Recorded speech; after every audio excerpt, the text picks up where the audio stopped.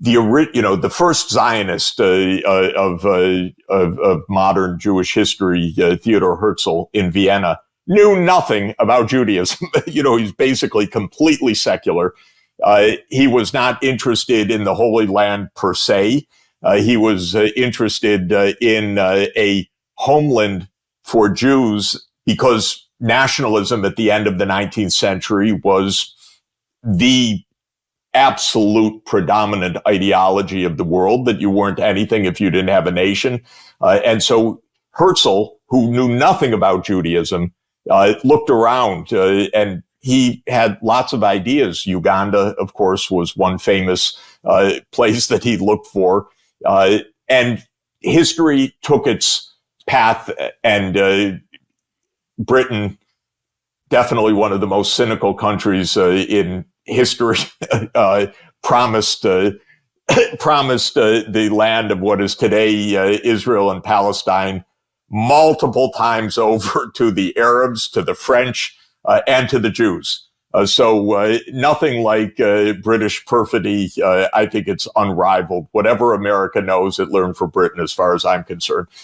So in any event, that started, and most of the original Zionists were not religious. In fact, so many were deeply secular socialists, anti-religious, and society became complicated. But for me, my experience with Israel personally, of course, I have family in Israel, and therefore deeper relations. But my personal experience with Israel goes back to 1972, which was my first trip, so 52 years ago. And at the time, Israel was viewed broadly as a secular society.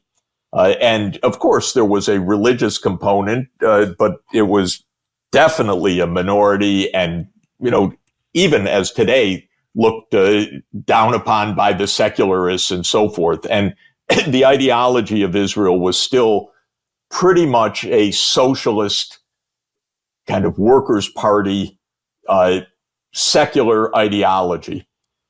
The 6-Day War was of course, one can go back and talk about 1947 and 48, and there's a lot to talk about, but I just want to start with 1967, because the 6-Day War had, practically speaking, the effects that have led us to today in two different ways.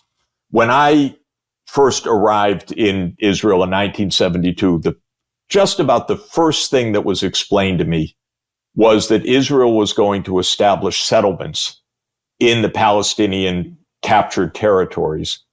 And the phrase that was introduced to me for the first time, I was a high school student, was to make facts on the ground.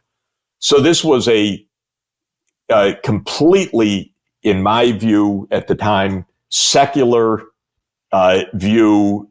It had a mix of security. It had a mix of why not? We won this territory. But the idea was we're going to settle these occupied lands. And that was a plan by a famous general at the time, Alon. It was called the Alon Plan. And Alon was not doing it on the grounds of Deuteronomy or the book of Joshua or anything else. He was doing it on a mix of, I think, for him, overwhelmingly security. Okay, we're going to have security outposts throughout the West Bank, on the Jordan River, et cetera, et cetera. And it became more generally an idea, you win, you conquered, so we're going to make settlements. But then what happened, and I watched it, and I didn't understand it very well over time.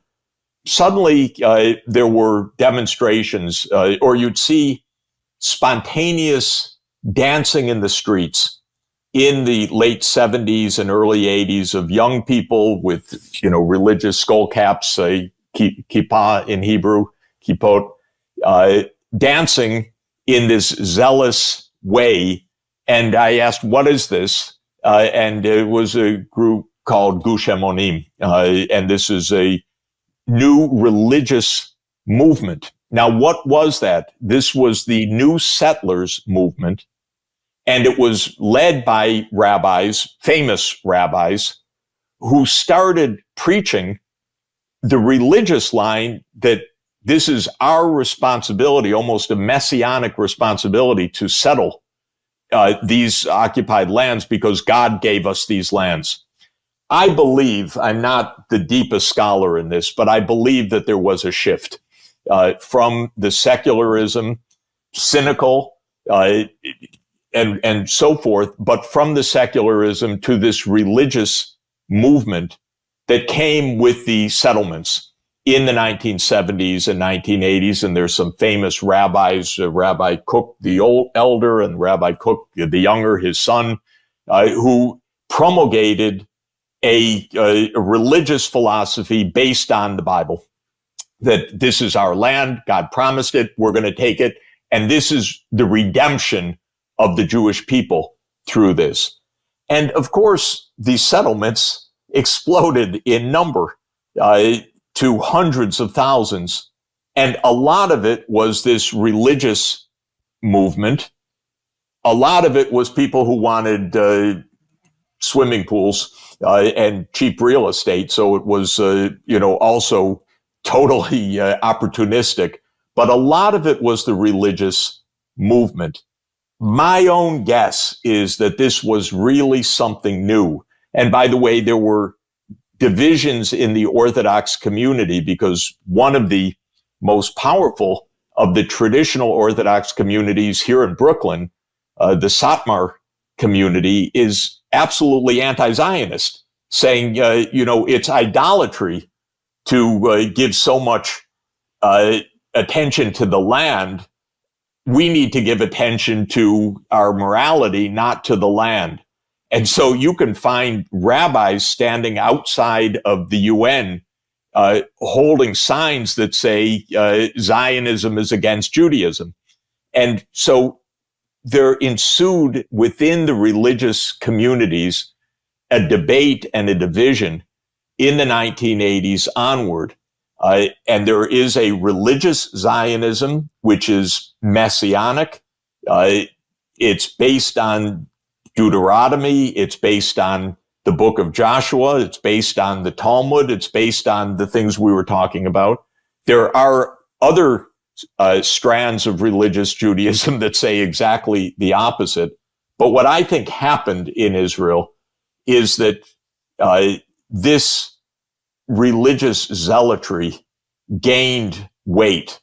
And, in game theory, as you know well, the weight does not depend strictly on your share of the vote or your share of the population or your share of the seats in the parliament or the Knesset in Israel's case. It depends on whether you determine the governing coalition.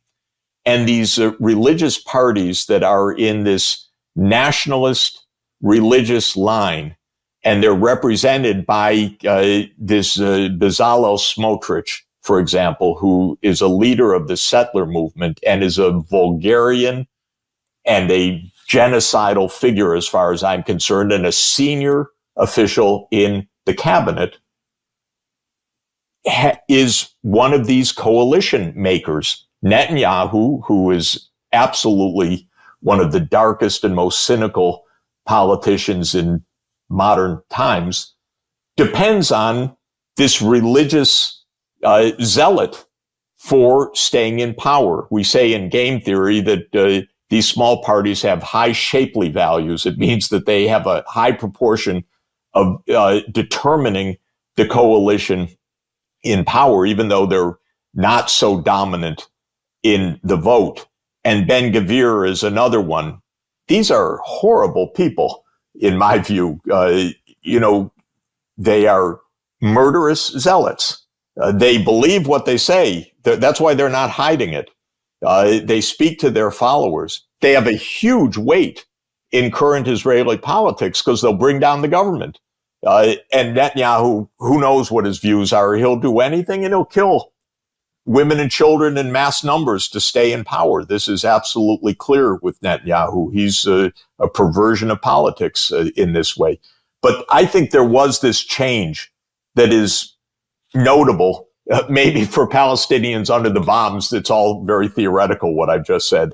But I think it's just important to understand how this evolved over time and why there really is this religious nationalist element to it that is barely understood in the United States. Because for American Jews, the ones that we learned about, talked about, admired, whether it's Ben Gurion or Golda Meir or Abba Eban or Yitzhak Rabin or Shimon Peres, whatever one thinks of them, and I'm sure the Palestinians don't like them at all for any way, shape, or form, they are not these religious zealots. They were very different in their orientation, and something really has changed. And so we're seeing rabbis and we're seeing cabinet ministers openly calling for genocide, which was not the case 50 years ago.